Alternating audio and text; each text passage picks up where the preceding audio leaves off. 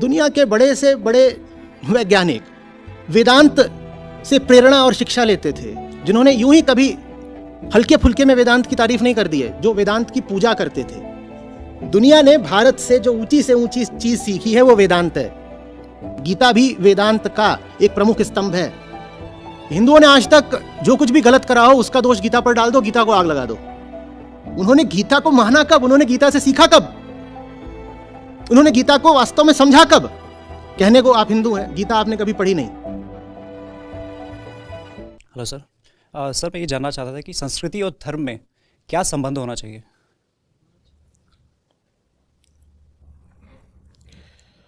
संस्कृति क्या होती है? एक शब्द में बोल दूं तो हमारे व्यवहार, आचरण, खाने पीने की जो आदतें और ढर्रे होते हैं उसको संस्कृति बोला जाता है। आप कैसे कपड़े पहनते हो, हाँ, आप कैसे बातचीत करते हो, आपकी भाषा क्या है, आपका खान पान क्या है, आपकी मान्यताएं, धारणाएं, विश्वास और अंधविश्वास क्या हैं, ये सब चीज़ें मिलकर के संस्कृति बन जाती हैं। तो संस्कृति क्या है? माने हम जैसे चल रहे हैं उसको संस्कृति बोलते हैं। हम आज जैसे चल रहे हैं उसको संस्कृति बोल देते हैं, वही संस्कृति है। संस्कृति माने आदत, एक तरह की परंपरा से आपको जो ढर्रे मिल गए हैं जीवन चलाने के, उसको संस्कृति बोला जाता है। आदत, बस आदत, यही संस्कृति है। बताओ उसका धर्म से क्या संबंध है? कुछ भी नहीं कुछ नहीं संबंध है। धर्म से क्या संबंध? धर्म का अर्थ होता है मन को मुक्ति की ओर ले जाना, और संस्कृति होती है मन की आदत। तो धर्म और संस्कृति में कोई संबंध खोजोगे भी तो यही निकलेगा कि वास्तविक धार्मिकता है मन को संस्कृति से मुक्त कर देने में। मन को संस्कारों से मुक्त करना ही अध्यात्म है। मन को उसके ऊपर पड़े सब प्रभावों से और उस पर छपे सब संस्कारों से मुक्त करना ही तो अध्यात्म है।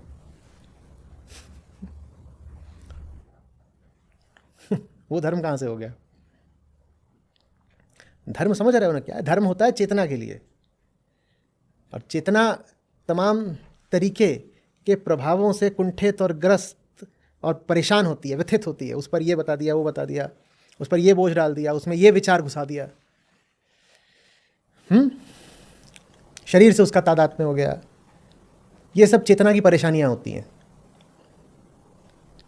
इन परेशानियों से चेतना को मुक्त करना ही वास्तविक धर्म है, उसको अध्यात्म कहते हैं। समझ में आ रही है बात? संस्कृति धर्म नहीं होती। संस्कृति का धर्म से बहुत कम ताल्लुक है। हाँ, अगर लेकिन आप जनमानस को धार्मिक बना पाओ तो फिर एक धार्मिक संस्कृति का जन्म हो सकता है। संस्कृति अपने आप में धर्म नहीं होती है, लेकिन लोग यदि धार्मिक हो जाएं तो फिर वो जो संस्कृति निर्मित करेंगे वो संस्कृति धर्म जनित होगी। और फिर वो जो संस्कृति होगी ऐसी होगी कि वो धर्म को आने वाली पीढ़ियों में आगे भी बढ़ाएगी। लेकिन उस संस्कृति में फिर बस एक बात पर जोर होगा, क्या? आत्मज्ञान। फिर आप ये नहीं कहोगे हमारी संस्कृति में ये सब आता है कि कपड़े कैसे पहनने हैं, और बहू सास ससुर के साथ कैसे रहेगी, और पति के सामने पर्दा करेगी कि नहीं करेगी। ये सब संस्कृति की क्या, इसका आत्मज्ञान से क्या संबंध है? आत्मज्ञान से क्या संबंध है? और हम इस तरह भी जो बार बार बोला करते हैं ना, ये दूसरा पक्ष है, समझिएगा, कि भारतीय संस्कृति बनाम विदेशी संस्कृति, ये बात भी बड़ी भ्रामक है। क्योंकि आज आप जिसको भारतीय संस्कृति बोल रहे हो, मुझे बताओ उसमें भारतीय कितना है? पिछले लगभग 1000 साल से भारत पर उन लोगों का शासन रहा जो वास्तव में भारतीय नहीं थे, जो मूल से भारतीय नहीं थे। तो आज आपकी जो संस्कृति है, जो आपके ढर्रे वगैरह बन गए हैं, उनमें मूल रूप से भारतीय तो बहुत कम अंश है, बहुत कम अंश है। लेकिन उसी को हम कहते हैं ये हमारी गौरवशाली भारतीय संस्कृति। वो ठीक है, अच्छी संस्कृति होगी, लेकिन उसमें विशुद्ध भारतीयता बहुत कम है।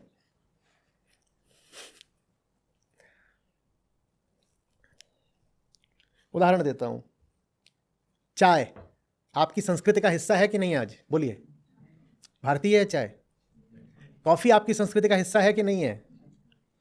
ठीक है, राजमा, झटका लगा, राजमा भी भारतीय नहीं है। नान, पनीर, समोसा समोसा क्या लगता है भारतीय है? अब बताइए क्या करें। यहां तक कि जो हमारी दक्षिण भारतीय बेचारी इडली होती है छोटी सी, उसको लेकर के भी यह है कि वो हो सकता है बाहर से आई हो। और अभी मैंने वो सब तो कहा ही नहीं, नूडल्स और मंचूरियन बॉल्स, क्योंकि वहां तो पता ही है कि मामला देसी नहीं है। तो मैं उनकी बात कर रहा हूं जहां हमें लगता है कि ये चीज तो अपनी ही है, बिल्कुल देशी है। जो सब संस्कृतिवादी लोग हैं उनसे पूछो ये मटर पनीर क्या चीज है, पनीर कहां से आई?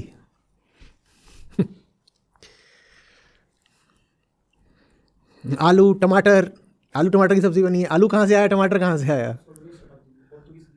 बस। तो जिसको आप अपनी संस्कृति बोलते हो उसमें तो वैसे ही न जाने कितने विदेशी तत्व हैं, वो पूरी की पूरी विदेशी है। और आप कहते हो हमें इस संस्कृति की रक्षा करनी है, वास्तव में आप विदेशी संस्कृति की रक्षा करना चाह रहे हो। जो मूल रूप से भारतीय संस्कृति थी वो तो हजारों साल पहले कब की हम पीछे छोड़ाए, लुप्त हो गई बेचारी। आज आप जो कपड़े पहनते हो उनमें कहां क्या भारतीयता है? और मैं नहीं बात कर रहा हूं स्कर्ट्स की, मैं कह रहा हूं आप जो और भी कपड़े पहन रहे हो साधारण रूप से, जिसको आप कहते हो भारतीय पोशाक, वो भारतीय पोशाक भी वास्तव में विदेशी है। चाहे शर्ट पैंट हो चाहे कुर्ता पजामा हो। बताओ शर्ट पैंट और कुर्ते पजामे के अलावा बचा क्या? क्या पहनोगे? क्या पहनोगे? ये जो घूंघट है ये क्या भारतीय है? घूंघट भारतीय है क्या? लेकिन हम इन सबको कह देते हैं कि ये भारतीय संस्कृति है। अरे इसमें भारतीय क्या है? और जब मैं इन चीज़ों के बारे में बोलता हूं तो लोग कहते हैं कि ये देखो ये भारतीय संस्कृति को मानते नहीं। मैं तुमसे कह रहा हूं जिसको तुम भारतीय संस्कृति कह रहे हो ये तो वास्तव में विदेशी संस्कृति है। तुम विदेशी चीज़ को क्यों पकड़ के रखना चाहते हो? ये जिसको तुम भारतीय संस्कृति कह रहे हो तो वास्तव में विदेशी है, क्यों पकड़ के रखना चाहते हो? हटाओ, आज से समोसा नहीं खाना है। समोसा नहीं खाएगा आज से कोई। और चीज़ों के नाम लोगे और भी निकल आएंगे। ये तो ऐसे पुलाव, बिरयानी कैसे भूल सकते हो? लेकिन बिरयानी का फिर भी है कि सबको पता है कि ये भारतीय नहीं। लेकिन और चीजें जिनको आप सोचते हो भारतीय हैं वो भी भारतीय नहीं है। तो संस्कृति तो वक्त की धारा पर आश्रित होती है, वो बदलती रहती है। हमें उसमें जीना है जो नहीं बदल सकता, उसको कहते हैं सनातन धर्म। हमें संस्कृति में नहीं सनातन में जीना है। और सनातन संस्कृति जैसा कुछ होता नहीं, क्योंकि संस्कृति तो लगातार बदलने वाली चीज है और सनातन माने वो जो कभी बदल ही नहीं सकता। और संस्कृति तो हर 10वें साल बदलती है, हर 5वें साल बदलती है, हर 10वें कोस बदलती है। संस्कृति बदलती है कि नहीं? भाषा संस्कृति का एक प्रमुख तत्व होता है। भाषा हर जगह बदल रही है, नहीं बदल रही है तो कौन सी संस्कृति की बात कर रहे हो तुम? हम जिसको आज हिंदी बोलते हैं, आप कितनी भी कोशिश कर लो उसमें से आप कैसे उर्दू को बिल्कुल अलग कर दोगे? इसीलिए उसको कई बार हिंदुस्तानी बोला जाता है। आप कितनी भी संस्कृत निष्ठ हिंदी बोल दो उसमें आप फंसोगे। उसमें आपको थोड़ी अंग्रेजी डालनी पड़ेगी, थोड़ी उर्दू भी आपको डालनी पड़ती है। उर्दू के कुछ शब्द जिसमें कुछ फारसी के शब्द होते हैं, कुछ अरबी के भी शब्द होते हैं। और अंग्रेजी तो आप डालते ही हो अपनी रोजमर्रा की भाषा में, कि नहीं डालते? जानते हो आप फ्रेंच के भी कुछ शब्द डालते हो। और भाषा संस्कृति का एक प्रमुख स्तंभ होती है। इसी तरीके से अब थोड़ा सा चौंकने के लिए तैयार रहिएगा। इसी तरीके से संस्कृति में पूजा पाठ के तरीके, आस्था और धर्म भी सम्मिलित होता है कि आपके इन सब चीज़ों को लेकर के क्या कायदे रहे हैं, क्या विचार रहे हैं, क्या मान्यताएं रही हैं, वो भी संस्कृति में आता है। आपको पता है आज हमारे लिए हमारे धर्म का मतलब होता है मंदिर जाना और वहाँ जो हमारे ईश हैं, देवी देवता हैं, मूर्तियाँ हैं, उनके समक्ष नमन करना। ठीक है ना? मंदिर का मतलब ही यही होता है कि वहाँ मूर्ति होगी। आपको पता है ये बात भी पूरी विदेशी है। अब क्या करोगे आप? वेदों में मूर्ति पूजा तो कहीं है ही नहीं। वेदों में मूर्ति पूजा कहीं नहीं है। हाँ, मूर्तियां बना करती थी ग्रीस में। ग्रीक लोगों को सुंदर सुंदर मूर्तियां बनाने का बड़ा शौक था। तो बुद्ध आए। ईसा से 500 साल पहले कौन आए? बुद्ध आए। और उनके तत्काल बाद भारत का एक बड़ा संपर्क हुआ ग्रीक लोगों से। किसके शासनकाल में हुआ था? बोलो बोलो। हाँ, मौर्यों के शासनकाल में। वो संपर्क पहले भी था, पर उस समय एक बड़ा संपर्क हुआ। वो संपर्क की शुरुआत किससे हुई थी? लड़ाई से। लेकिन फिर हो गई संधि, और संधि इस कदर हुई कि ग्रीक लोगों और भारतीय लोगों में फिर विवाह के संबंध भी बन गए। ये सब इतिहास पढ़ा है ना। तो फिर जो ग्रीक संस्कृति थी उसके भारत में आने के दरवाजे खुले, और वो लोग बनाते थे बड़ी सुंदर सुंदर मूर्तियां। और भारत में मूर्ति पूजा छोड़ दो, मूर्ति को विशेष महत्व देने का भी कोई विधान नहीं था। भारत में वैदिक धर्म चल रहा था। खैर, ये सब कुछ हुआ है ईसा से लगभग 300 साल पहले, और उससे ठीक 200 साल पहले भारत में कौन थे? बुद्ध। और बुद्ध का जो धर्म था उस समय बड़ा प्रबल हो रहा था, बहुत प्रबल हो रहा था। और बुद्ध का जो वर्णन करा जाता था बौद्धों द्वारा वो बड़ा सुंदर होता था, बड़ा खूबसूरत। तो ग्रीक लोगों ने बुद्ध की कुछ मूर्तियां बनाई, और बौद्धों को वो मूर्तियां बहुत भा गई। बोले इतनी सुंदर मूर्ति बनाई है हमारे बुद्ध महाराज की। तो उन्होंने जगह जगह पे मूर्तियां स्थापित करनी शुरू कर दी, जगह जगह पर। और बुद्ध की इतनी मूर्तियां बनाई गई, इतनी मूर्तियां बनाई गई, इतनी मूर्तियां बनाई गई कि जो शब्द ही है बुद्ध, वो बुद्ध से आता है। मूर्ति को आप क्या बोलते हो उर्दू में? बुद्ध बोलते हो ना। वो बुद्ध कहां से आ रहा है? वो बुद्ध से आ रहा है, क्योंकि आरंभ में जो मूर्तियां बनी थी वो बनी ही सब बुद्ध की मूर्तियां थी। अब बुद्ध की इतनी मूर्तियां बन गई, इतनी मूर्तियां बन गई, चारों तरफ बुद्ध की मूर्तियां बन गई। हिंदू मूर्ति बनाते ही नहीं थे, पूछना तो छोड़ दो, हिंदू मूर्ति बनाते ही नहीं थे। अब बुद्ध की इतनी मूर्तियां बन गई। तो फिर धीरे धीरे हिंदुओं ने क्या कहा, हम भी गाय को पीछे रह जाएं। तो फिर हिंदुओं ने भी मूर्तियां बनाई, लेकिन हिंदुओं ने किसकी मूर्तियां बनाई? अब हिंदुओं ने मूर्तियां बनाई जो पौराणिक देवी देवता थे उनकी, क्योंकि वैदिक देवी देवताओं की तो मूर्तियां बनती ही नहीं थी। लेकिन ईसा के लगभग 200 साल बाद से पुराण लिखे जाने लगे थे। पुराण बहुत बाद के हैं, ईसा के लगभग 200 साल बाद से शुरू हुए हैं और अगले 1000 साल तक लिखे जाते रहे। तो हिंदुओं ने देखा हम काहे को पीछे रह जाएं, जब बुद्ध की इतनी बन रही है तो हम भी बनाएंगे। उन्होंने बनाई सब पौराणिक देवी देवताओं की। और फिर धीरे धीरे जैसे बौद्ध और जैन मतों का सूरज एकदम सर पे चढ़ा था, फिर कालांतर में वो ढला भी। तो ढलने लगा, लड़ाइयाँ हुई, ये हुआ वो हुआ, और उनमें बहुत तरह की कुप्रथाएं भी फैल गईं बौद्धों में। फिर आते हैं आचार्य शंकर, और आचार्य शंकर ने आकर के भारत से बौद्धों को साफ ही कर दिया, घूम घूम करके देश में बहस करके। ऐसा नहीं उन्होंने अकेले कर दिया। बौद्ध मत की जो डिक्लाइन की प्रक्रिया थी वो बहुत पहले शुरू हो चुकी थी। बुद्ध के जाने के बाद बौद्ध धर्म भारत में खूब फैला, फिर भारत से बाहर भी खूब फैला। और जो चीज़ खूब फैलती है ना वो फिर भ्रष्ट भी हो जाती है, क्योंकि उसमें विजातीय तत्वों का मिश्रण हो जाता है। तो विशेषकर जो महायान धारा थी वो थी ही ऐसी कि उसमें जो उस समय की प्रचलित हिंदू मान्यताएं थीं वो सब स्वीकार कर ली गई, ताकि ज़्यादा से ज़्यादा लोग बौद्ध बन सकें। तो महायान जो बुद्धिज़्म था उसको कहा भी यही गया कि ये एक तरह का हिंदुज़्म ही है, बस ये एक तरह का हिंदुज़्म ही है। खैर, वो सब चल रहा था और विकृतियां आती जा रही थी। आचार्य शंकर ने आकर के बौद्धों को भारत से साफ कर दिया। बौद्ध तो चले गए, तो बुद्ध की मूर्तियों को भी पूजने वाला कोई नहीं बचा। रह क्या गया? वो जो हिंदुओं ने मूर्तियां बनाई थी। तो बौद्धों का तो मूर्ति वाला कार्यक्रम समाप्त हो गया, क्योंकि बौद्ध ही समाप्त हो गए भारत से। लेकिन हिंदुओं में मूर्ति पूजा शुरू हो गई जोरों शोरों से। ये हुआ है। अब बताओ तुम कौन सी चीज को कहोगे भारतीय और कौन सी चीज को कहोगे विदेशी? कैसे कहोगे कि ये चीज भारतीय है और ये चीज विदेशी है? कागज कहां से आया? कागज कहां से आया? तो क्या बोले? क्योंकि प्राचीन भारत में जाओ तो वहां पहले तो श्रुति की परंपरा थी। हाँ, कि बोला जाता था कि वो बोलेंगे वो सुनेंगे। उसके बाद जब लिखा भी गया तो शुरू में किस पे लिखा गया था? हाँ, तो कागज को भी अस्वीकार कर दो भाई, वो भी तो भारतीय जिसको तुम बोलोगे कि ये भारत देश की भौगोलिक सीमाओं के भीतर ही चीज उठी है, वो कौन सी चीज तुम खोज के लाओगे?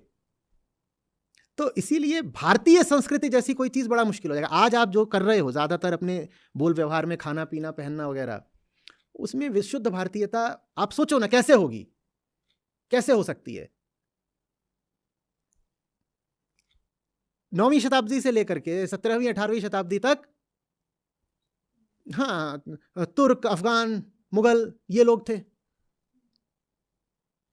उसके बाद अंग्रेज थे। तो हमारी हर चीज पर उनका जबरदस्त प्रभाव पड़ा हुआ है, इस हद तक कि वो चीज अब हम कहने लग गए कि हमारी चीज है। तो प्रश्न उठता है फिर कि हम क्या करें? क्या हमारा अपना कुछ भी नहीं है? हमारा अपना निस्संदेह बहुत कुछ है। हमारा अपना क्या है? हमारा अपना धर्म है, हमारा अपना अध्यात्म है, हमें उसकी रक्षा करनी है। संस्कृति को तो एक प्रवाह में रहने दो, संस्कृति को बहने दो। संस्कृति का काम है एक धारा की तरह बहना, उसे बहने दो। और वो धारा परिवर्तनशील होती है, चलायमान होती है, उसमें परिवर्तन हो रहे हैं, होने दो। आग्रह यह होना चाहिए कि संस्कृति में जो परिवर्तन आ रहे हैं वो बहुत जागरूक लोगों द्वारा आए। तो जनता जागरूक होनी चाहिए। जनता जागरूक है तो जनता अपनी संस्कृति को खुद ही बहुत ऊंचा बना लेगी। कलाएं ऊंची हो जाएंगी, नृत्य ऊंचे हो जाएंगे, गायन ऊंचा हो जाएगा। आप जो भी कुछ कर रहे हो, आपका आर्किटेक्चर, आपका लिटरेचर, सब कुछ बहुत ऊंचा हो जाएगा अपने आप, अगर आप ऊंचे लोग हो। ये सब संस्कृति के तत्व होते हैं, आर्किटेक्चर भी उसी में आता है। वो सब ऊंचा हो जाएगा, आप ऊंचे हो। आपको लेकिन सुध किसकी लेनी है? आपको सुध लेनी है अपने अध्यात्म की। अब भारत में चल ये रहा है कि अध्यात्म का लोगों को कुछ पता नहीं। वो संस्कृति को पकड़ के बैठते हैं, सोचते हैं यही तो धर्म है, यही तो धर्म है, यही तो धर्म है। संस्कृति धर्म नहीं होती बाबा। संस्कृति धर्म नहीं होती है। आपके ही जो ऋषि लोग थे वो आपसे बिल्कुल अलग संस्कृति का पालन करते थे। अब बताओ क्या करना है? आप अगर अपने ऋषियों को देखेंगे, आप आज से जाएं 2000-3000 साल पहले, आप ऋग्वैदिक काल में चले जाएं, उसके बाद आप उपनिषदों के काल में आ जाएं, उसके बाद आप बौद्ध काल में आ जाएं, तो आप वही संस्कृति थोड़ी पाओगे। और तब हिंदू धर्म ही था ना। उस हिंदू धर्म में आप वो संस्कृति थोड़ी पाओगे जिसका पालन आज का निष्ठावान हिंदू करता है। आज का निष्ठावान हिंदू भी जिस संस्कृति का पालन कर रहा है वो तो कुछ और ही है, और उसमें कोई बुराई भी नहीं, होने दो। हमें समोसा छोड़ थोड़ी देना है कि छोड़ देना है। अरे होगा बाहरी, अब अपना हो गया कि छोड़ना है। शर्ट पैंट छोड़ देने हैं क्या? होंगे बाहरी, अब अपने हो गए कि नहीं? बोलो, कभी होंगे बाहरी, हो गए हमारे, क्या हो गया? हमें उस एक चीज को पकड़ के रखना है जो हमारी अपनी है। वो सत्य है, आत्मा है, वो वेदांत है, आपका उच्चतम जो दर्शन है, आप उसको पकड़ के रखिए। वो सनातन है। संस्कृति नहीं सनातन, सनातन धर्म। और सनातनी वो है जो वेदांत में प्रतिष्ठित है। जो वेदांत में प्रतिष्ठित है सिर्फ वो सनातनी है। समझ में आ रही है बात? आप कुर्ता पजामा पहनने से और संस्कृत निष्ठ हिंदी बोल देने से सनातनी नहीं हो जाओगे। कोई चुटिया कर लेता है, कोई सर घुटा लेता है, कोई दाढ़ी कर लेता है, कोई तिलक कर लेता है, इनसे आप सनातनी नहीं हो जाओगे। सनातनी सिर्फ वही है जो वेदांती है। अच्छे से समझ लीजिए, बात आ रही है समझ में? क्योंकि बात सीधी है, तर्क समझिए। सनातन माने वो जो समय से बाहर है, और जो समय से बाहर है वेदांत उसकी बात करता है। तो सनातनी वही है ना जो वेदांती है। बात कुछ आ रही है समझ में?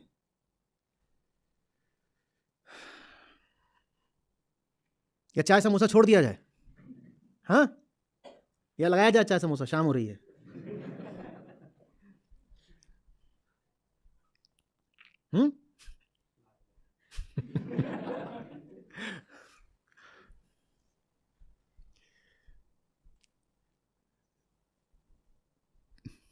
धर्म कोई विश्वास की बात नहीं होता है। धर्म बिलीफ सिस्टम नहीं होता। धर्म आदमी की बहुत मौलिक जरूरत होता है। धर्म नहीं है तो आदमी बहुत बहका बहका सा और भीतरी तौर पर छितराया हुआ रहता है, टुकड़े टुकड़े आदमी। वो हमारी सनातन आवश्यकता है, वही सनातन धर्म है। The eternal need to go beyond time, the eternal obligation to go beyond time, यह परिभाषा है सनातन धर्म की। कि जब से काल शुरू हुआ है तब से हमें यह बेचैनी है कि हम काल के बाहर निकल जाएं। जब से काल की धारा शुरू हुई है उस क्षण से हम आतुर हैं कि कालातीत में प्रवेश कर जाएं। The eternal need to go beyond time, यह सनातन धर्म है। और अगर आप सनातनी हैं वास्तव में, तो आपकी संस्कृति अपने आप बहुत सुंदर, बहुत साफ सुथरी, बड़ी ऊंची हो जाएगी।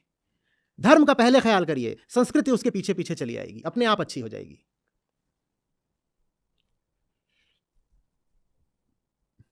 नहीं जम रही बात?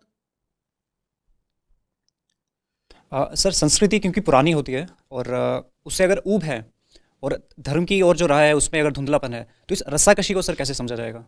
नहीं समझा सर अगर जो संस्कृति है, जो तथाकथित संस्कृति है, वो क्योंकि पुरानी होती है और बार बार वही रिपीट करती रहती है, तो अगर उससे ऊब हो गई है और जो धर्म की ओर जो आप बता रहे थे एक नयापन रहता है, एक डायमेंशनल शिफ्ट आप बताते हैं, एक समय से बाहर, समय की धारा से बाहर निकलने की आप बात करते हैं, तो उस ओर जाने के लिए एक धुंधलापन सा लगता है। तो जो रस्साकशी चली रहती है कि पुराने से ऊब नहीं, है। उसमें तो जीना पड़ता है, तो वही है तितिक्षस्व, कुछ और नहीं। संस्कृति देखो पुरानी ही नहीं होती है, संस्कृति लगातार विकसित हो रही होती है, लगातार इवॉल्व कर रही होती है। कैसे कह रहे हो पुरानी होती है? आपके ही घर की जो संस्कृति होगी वो पिछले 20 साल में बदली है कि नहीं बदली है? बदली है कि नहीं बदली है? तो कैसे कह दोगे कि पुरानी ही होती है? उसको एक स्वस्थ तरीके से लगातार विकासमान रहना चाहिए। और उसको वो स्वास्थ्य कौन देगा? उसको स्वास्थ्य अध्यात्म देता है। अध्यात्म संस्कृति को स्वास्थ्य देता है, अध्यात्म संस्कृति को वो प्राण देता है जिसके दम पर वो सतत विकासशील रह सकती है। मुर्दा चीज तो विकसित नहीं होती ना, संस्कृति को लगातार विकसित होना पड़ता है, और उसको विकसित होने के लिए प्राण कौन देगा? अध्यात्म। अगर वो विकास अध्यात्म के कारण नहीं होगा तो जानते हो फिर कैसे होगा? फिर वो संसार के कारण होगा, फिर उस पर बाहरी तमाम तरीके के प्रभाव पड़ते रहेंगे और संस्कृति बदलती रहेगी। बेहतर यह होता है कि संस्कृति भीतर से बदले।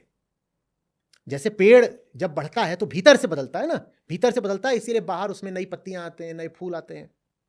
और एक चीज ये होती है कि पेड़ सड़गल गया, अब उसमें दीमक लगेगी, वो बाहर से बदलेगा, दीमक लगेगी और कोई आकर के उसकी टहनियां तोड़ देगा, कुछ उसकी शाखें टूट टाट के एकदम काट होकर के गिर जाएंगी। परिवर्तन तो तब भी आएगा, पर वो परिवर्तन बाहर से आएगा, हवाओं से आएगा, बाहरी चीज़ों से आएगा, लोगों से आएगा, दीमक से आएगा, कीड़े मकोड़े पशुओं से आएगा, वो बाहरी सब प्रभाव होंगे। संस्कृति को भीतर से बदलना चाहिए, और भीतर से बदलेगी तब जब भीतर अध्यात्म हो संस्कृति के। ठीक है, और वो हमेशा एक तरह का, उसमें इन दोनों में एक तरह का समझ लो डायलेक्टिकली बोलना चाहिए, संघर्ष बना ही रहेगा, बना ही रहेगा कि एक वर्तमान संस्कृति चल रही होगी और जो भी चीज़ कुछ दिन तक चलती है फिर वो अपना जीवन खोने लग जाती है, पुरानी पड़ने लग जाती है, प्राणहीन होने लग जाती है।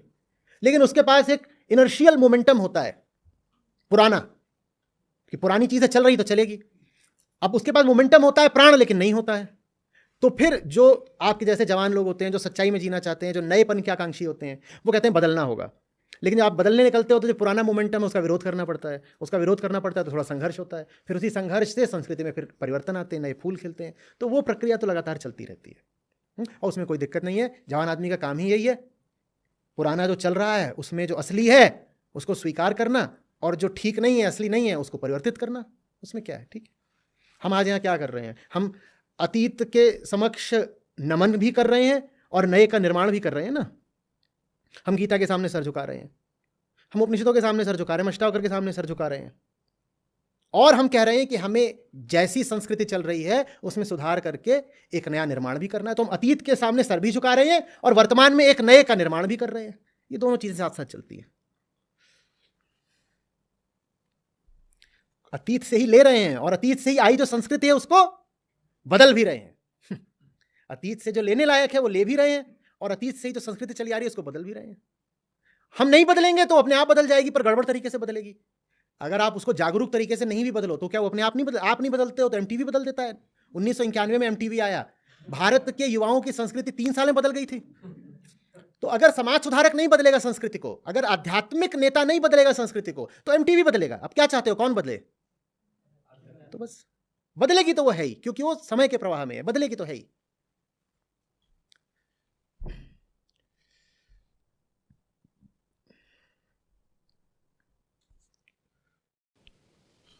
Thank you sir.